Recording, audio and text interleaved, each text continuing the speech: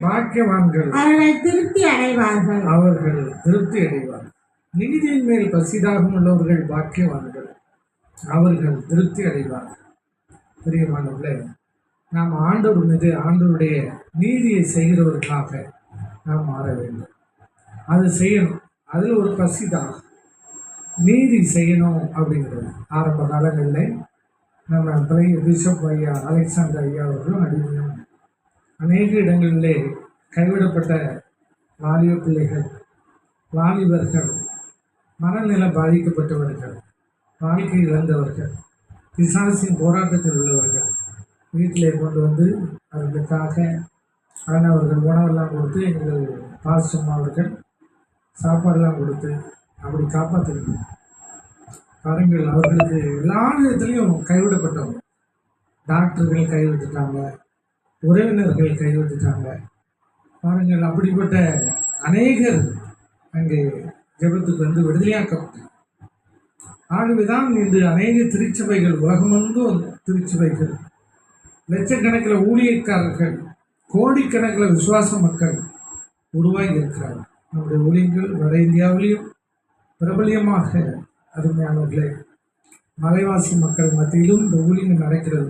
ஒட்டுமொத்த மும்பை சிட்டிலையும், ஹோல் சிட்டிலையும் நாங்கள் சுவிசேஷம் எல்லா சர்ச்சிலும் அறிவித்திருக்கோம். எல்லாரும் ஆச்சரியப்படுவார், எப்படி பண்ணுறாங்க, இவ்வளவு டெவலப் எப்படி ஆகுது என்று சொல்லி. பாருங்கள், நாம் நீதியின் மீது பசிதாகம் உள்ளவர்களாக மற்றவங்க துன்பத்தை அவங்கள அப்படியே அந்த துன்பத்தில் அழிந்து போட்டு என்று விடாமல் அவர்களை நம்பக்கமாக அழைத்து ஆதரிக்கும் பொழுது பாருங்கள், நமக்கும் அது திருப்திகரமாக இருக்கிறது. ஏசப்பாவும் அதன் மீது அவர் திருப்தியாக இருக்கிறார். ஒரே ஒரு வசனம் மட்டும், அருமையானவர்களே, சங்கீதம் 103:5 வாசி. சங்கீதம் 103:5. 103 சங்கீதம் 5 வாசி. நன்மையினால் உன் வாயை திருப்தி ஆக்குகிறார். நன்மையினால் உன் வாயை திருப்தி ஆக்குகிறார். கழுகுக்கு சமானமாய் உன் வயது திரும்ப வாழ வயது போலாகிறது. திரும்ப அது வாழ வயது போல ஆகிறது. வயது ஏற ஏற எல்லாருக்கும் பலவிதமான கேள்விக்குறிகள், பாருங்கள், நெருக்கடிகள் உருவாக்கு. பாருங்கள், ஆண்டவர் இளம்பிள்ளையின் பலனை உண்டு பண்ணுகிறார். காண்டாமிருகத்துக்கு ஒரு பலனை உண்டாக்கு. ஒரே ஒரு சம்பவம் மட்டும் பாருங்கள். இந்த பழைய பக்கத்தில் ஒரு கிராமம் இருக்கிறது. உள்ள தள்ளி ஒரு 5 கிலோமீட்டர் தொலை போகும். ஆரம்ப காலத்தில் நாங்கள் காவல்துறையிலையும் வேலை பார்த்துக்கிட்டு சிவந்தி ஆயத்தினார் சின்னியாவுடைய கல்லூரியிலையும் ஒரு முக்கிய பணியிலே இருந்தேன். பாருங்கள், ஆனால் கூட நான் ஊழியத்துக்கு போயிருந்தேன். 2 வாரம் போயிருந்தோம்.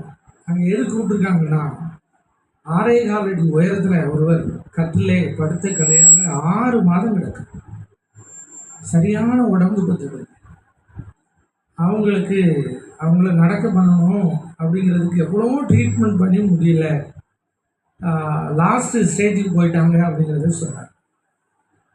சரி, ஆனந்த் சொன்னாங்க, நீங்கள் சரி பண்ணிடலாம் அப்படின்னாங்க. ஆரம்ப காலம் அப்போ சரி அப்படின்ட்டு போனால் அந்த ரூமுக்குள்ளே போக முடியல. துர்நாற்றம் வீசு. எனக்கு வாங்கிட்டு வருது. நான் சொன்னேன், நான் நீங்கள் போய் கவர்மெண்ட் வந்துருங்க, நான் இதில் நிற்கிறேன் அப்படின்னு. வாதம் என்னைக்கு பழகிறது முடியுமானவர்களே. இப்பொழுது இவர் நடக்க போகிறான்னு சொன்னார். நான் யோசிச்சு பார்க்க, இப்படி சொல்கிறாங்களே அப்படின்னு சொன்னேன். பாருங்கள், ஒரு ஜபம், என் நாமத்தினால எதை கேட்டாலும் செய்வன்னு ஏசப்பா சொன்னார். பாருங்கள், யோவான் 14ஆம் அதிகாரத்தில் இருக்கு. இயேசு கிறிஸ்துவ நாமத்திலே எழுந்து நட என்று கட்டளை கொடுக்கிறேன். இயேசு கிறிஸ்துவ நாமத்திலே எழுந்து நட என்று கட்டளை கொடுக்கிறேன். இயேசு கிறிஸ்துவ நாமத்திலே எழுந்து நட என்று கட்டளை கொடுக்கிறேன் என்று சொல்லி தோண்டிக்கிட்டே இருந்தாங்க. கர்த்தர் ஸ்தோத்திரம். நெஞ்சில் ஒரு அறை, இயேசுவின் நாமத்திலே ஆமென் எழுந்துரு என்று கட்டளை கொடுக்க ஒரு அடி கொடுத்தாங்க. தம்பி தூக்குன்ட்டாங்க. சுமலே தாறுமாறாக இருக்கு, என்ன செய்வது சொல்கிறாங்களே அப்படின்னு சொல்லி ஆமாம் லேசாக ப்ரெஸ் பண்ணேன். அவங்க கட்டில் ஏறி தூக்கி விட்டு அப்படியே ஒரு திருப்பி எழுங்கன்னொடனே அழகாக எழுதி நடந்துட்டாரு. அல்லேலூயா, ஒரே சந்தோஷம் எனக்கு. அப்போ தான் யோசித்தேன், என்னையா டிபார்ட்மெண்ட் ஒர்க்கு, என்ன ஒரு காலேஜ் ஒர்க்கு. கதை ஸ்தோத்திரம். ஆமென். பெரிய பெரிய டாக்டர்கள் அதிரக்கூடிய அளவெல்லாம் இருக்கு அப்படின்னு சொல்லி ஆச்சரியப்பட்டேன் பிரியமானவர்களே. அந்த ஒரு கிருபை இந்த உலகமெங்கு ஊழியம் செய்ய தோன்றுகிறது. அருமையானவர்களே, 3வது சனிக்கிழமை நாளை தினம் ஒரு கூட்டம் நடத்தும். அந்த கூட்டத்துக்கு அவர் ஆட்டோவில் ஒரு 10 பேரை ஏற்றிக்கிட்டு அவன் நிறைய ஜாமங்கள்லாம் சமையல் பொருளாக வாங்கிட்டு வந்து வந்தேன். அந்த டேட்டில் தான் அந்த கூட்டம் நடக்கு. பிஷப்பையா அங்கே தான் வந்திருக்கிறாங்க, கத்தோடைய தாசராக வந்திருக்கிறாங்க. நாளை தினம் பெரிய எழுப்புதலாக எல்லாம் மிராக்கிள் சொல்லலாம். ஆமென். பிரியமானவர்களே, கர்த்தர் உங்களை ஆசீர்வதிப்பார். கரங்களை தட்டி நாம் கர்த்தருடைய நாமத்தை மகிமைப்படுத்துவோம். கைத்தட்டி சொல்லுங்கள். நேரத்தை நமக்கு பிஷப்பை எப்படி நடத்துவாங்களோ நமக்கு நடத்த